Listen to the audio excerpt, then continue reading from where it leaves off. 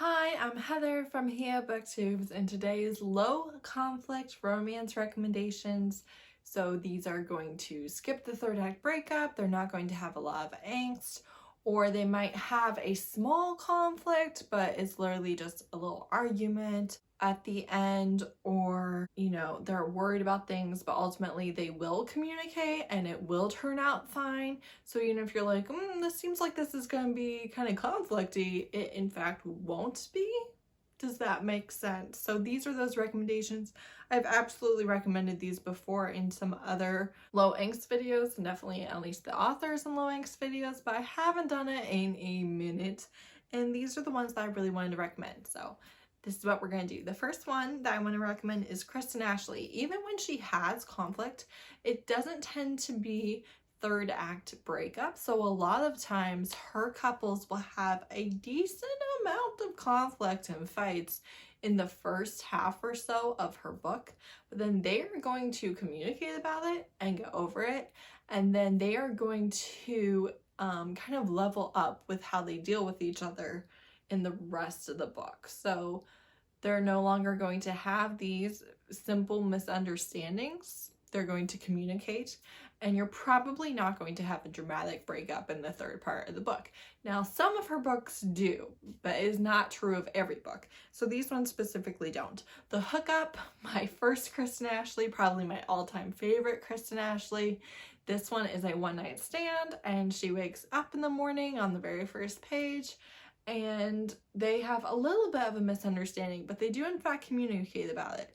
However, he says that, he can't do it. He can't date her. He had a longtime girlfriend that everybody thought that they would get married and have children and grow old together, and she instead went on the run with her brother when he broke the law. So even the fact that he took her home is like a big deal in the town. But he's just like, yeah, I can't. So she's like, okay, that it would have been nice, but okay. And they are over 30 also, like most of Kristen Ashley's main characters and love interests, but that's not common in the overall romance genre, so I just kind of want to mention that. Then he sees her at a restaurant, and from there it's game on. He has changed his mind. He is now just like, you know what? I am doing this. And from that point on, he's very much invested in it. There is some third act drama that's going to happen, but it is not in any way an internal conflict between the couple. Even when it's like, wait, what are you doing? It's going to get resolved through a conversation. So love that for us. Then I have The Girl in the Mist, which is a romantic thriller by Kristen Ashley. This one I thought was very interesting. So again, they're not necessarily going to hit off on the right foot. She kind of thinks he's a little bit of a jerk. These, I believe they're in their 50s. They both have adult children, and his youngest is actually still a teenager, and she is a famous celebrity and a best-selling author. And she has a stalker who has actually kidnapped a couple of women and is doing horrible things to them, basically to try and get her to be with him or restart the show or something like that. So the FBI is involved. Some of the Kristen Ashley universe security guys that we've seen as love interests in other books are involved, and so they tell her this is where you should go. So she goes and she buys this house on the lake, and the lake is always very misty, and it turns out there is a missing girl, that there is an investigation going on in the town, and so there is a couple of girls who get murdered, and of course her grumpy neighbor turns out to be one of the best FBI profilers in the world, and it's their romance. And I loved it. I loved it so much. There was the, romantic suspense thriller element I found to be pretty interesting. The pacing I thought was interesting because it wasn't a romance book, it was a romantic thriller. But when I tell you the romance is there and it's on page in graphic detail as usual, it's there. I loved their families, their adult children, the blending of those families. And I just really was so interested in this, and yeah, no dramatic third act breakup. Definitely a dramatic third act, showdown, conflict, all of that, but now they break up. Then I have Katy Wilde. I love Katy Wilde. She writes some contemporary romance, but I'm going to specifically be recommending her fantasy romance. It's shorter, it's very focused on the couple, it's very low angst, it's humorous, it is just like perfection. So the first one I want to recommend is The Midwinter Mail Order Bride. And this one we have a king who has taken over the surrounding countries, and unbeknownst to him, his counselors have been trying to find him a bride, and no one wants to marry him. And then this princess gets sent as tribute, and he's like, what do you mean I have a bride here? So he goes to see her, and she was drugged to make her more docile on the journey. And so he walks in, and she is standing there completely unfiltered, talking about how she's gonna kill him. So he's like, first of all, love of my life, I love you. You are the perfect woman for me. But second of all, I want a bride who wants to be with me. I don't want to marry you against your will. So he decides to take her home. And of course, he is going to personally escort her back. And on the way, they're going to fall in love. And it's amazing. It's so good. Then I want to recommend Evil Twin by Katy Wilde. It kind of takes place in the same world, but complete standalone. This one, you have a king who is a terrible king, and his twin brother is the general. But the general, his parents specifically asked him not to kill his brother. So he has really internalized the fact that he's kind of the evil twin, and he wants a country to rule. He's not allowed to kill his brother because he promised his mother on her deathbed that he wouldn't kill his brother, so he can't take his kingdom. So his plan is, there's this visiting princess who is meant to be his brother's bride, but he's his identical twin. So he is going to sneak in. He's going to seduce her, take her virginity, and have the royal family walk in and see him taking his brother's bride's virginity. At that point, his brother won't want his bride, and so he will then be able to just marry into that royal family and eventually rule her country. That's his plan. It works perfectly, and then he kind of has to deal with the consequences of that plan. I loved this book. I loved the characters so much, him and her, and I loved their conflicts, their communication, their sex scenes, all of the things about them. There's so much greatness in this novella length romance, and I loved everything about it. I can't even tell you so many things that I loved because that would be spoilers, but there's humor, there's steam, there's a great relationship, there's a lot of deep insights, honestly, into human nature, and I loved everything about it. Next, I have Technical by Alexandria House. This is the second book in her Cyclones series, which is her NBA team series. The first book, not low conflict, not low angst. It's one of the most difficult romances I've ever read, I feel like. So not recommending to start there if this is what you want. However, the second book, he has a dramatic meeting with this girl, but he really just wants to take care of her and her child. So he starts buying her stuff, and she's just like, thank you? I don't know what to do here. And he is really just like, I just want to take care of you. Like, will you let me take care of you? Because that will make me happy. And he just is so patient and just woos her, and she's doesn't really fight him. She's like, no. And he's like, you need to take it. There's not that super annoying, I literally have no money, but I have too much pride to accept taking money from you when you wouldn't even miss it, and it's like not even a big deal for you to give it to me. There's not that annoying conflict. You do have a single mom, you have this famous celebrity who has his own issues, so content warning for domestic violence in childhood, and the flashbacks and the nightmares and just kind of the trauma from that.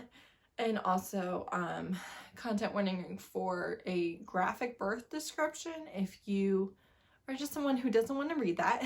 It is on page but I loved it. I loved what they gave to each other. I loved that what they gave to each other, part of it was money and financial stability and protection, but mostly it was just emotional support and knowing that somebody really cares about you and is in your corner, and I truly just loved it so much. Next, I have Getting Schooled by Kristen Ashley Jones. This is a pretty low conflict enemies to lovers, so they meet and they don't like each other. They do not have a good meeting, but she is a teacher's aide? That's not the right word. At a college, and he is a older student who is just started taking that class. So they have some conflicts, but they get over it pretty quickly. Again, communication, and then they really do just love each other. Their banter is great. You do have a hero who is an amputee, so you have that representation, and I can't remember what all else happens, but their family drama is very fun and interesting in this one. But yeah, just low conflict, very enjoyable. Then I have Relationship Goals by Kristen Ashley Jones.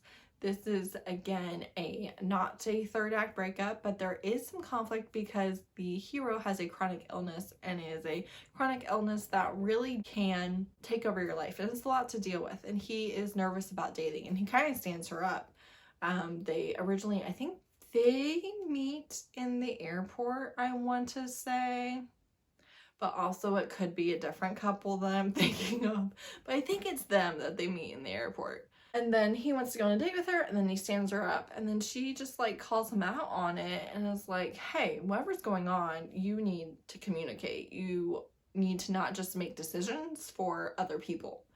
And so he does, and he tells her about his chronic illness, and he's like, no, I really need you to think about it, because I'm telling you that is a lot, and I would really like for you not to start dating me and then break up with me 2 months in when it turns out that it's too hard. And she really does have to face that, and she really does have to think about it, and she really does have to be like, hey, is this something that's worth having in my life in order to have this person in my life? And I really appreciated that. I appreciated that that conflict wasn't nothing, that she really did have to face the realities of it and realize that she could choose not to deal with it, but he couldn't choose not to deal with it.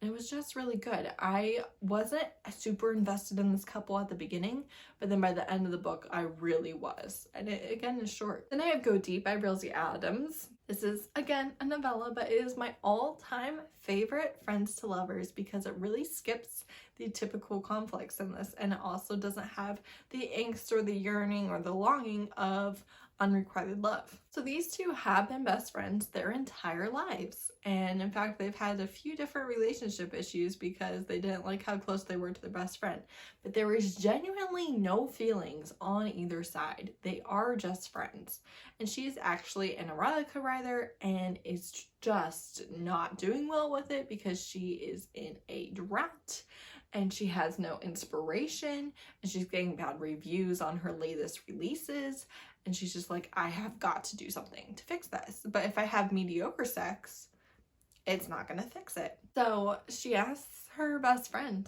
to help her out, and their first kiss is so awkward. But they do eventually have chemistry, and I really liked it because she was like, what if this ruins everything for us? And he was like, we've been best friends since we were in diapers.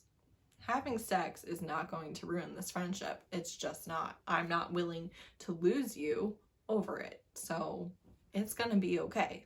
And there is a small third act breakup. It's literally like a misunderstanding, and she leaves and he goes and he talks to her and they fix it. So I really wouldn't call it a third act breakup. I would call it a third act conflict in which they had an argument discussion, which I don't have a problem with. You know, if you can get mad at them and talk to them about it and be like, oh, so that's what's happening, and that not be an issue for me. Couples do that all the time. It's when you don't have the conversation, you're just like, no, I'm gonna break up and not talk to you for 3 months for the sake of the book. That annoys me. That does not happen in this one. The steam is immaculate.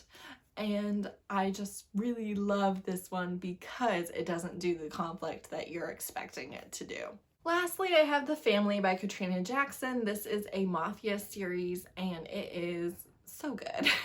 The prequel novella is an American woman going to Italy with her boyfriend, and her boyfriend is the worst, so she takes a day trip without him, meets this older, very distinguished owner of a restaurant and he also happens to be the head of a mafia. They have a super hot hookup, so there is cheating, but believe you me, you do not feel sorry for the boyfriend. You're like, whatever, dude. Goodbye. So there is cheating, but it's amazing. And then the novella ends finding out that she's pregnant, and then you don't get their story until 3 books later in the series, which it is out now, so you could skip, but why would you? Because when I tell you the other main characters and couples are amazing, they are. Second one is a celebrity runaway bride and the hitman. The third one is the older sister / cousin of the first 2 girls and the enforcer of the mafia. And then lastly, we do in fact get the continued love story of the Don, the head of the mafia, and the original girl from the prequel novella.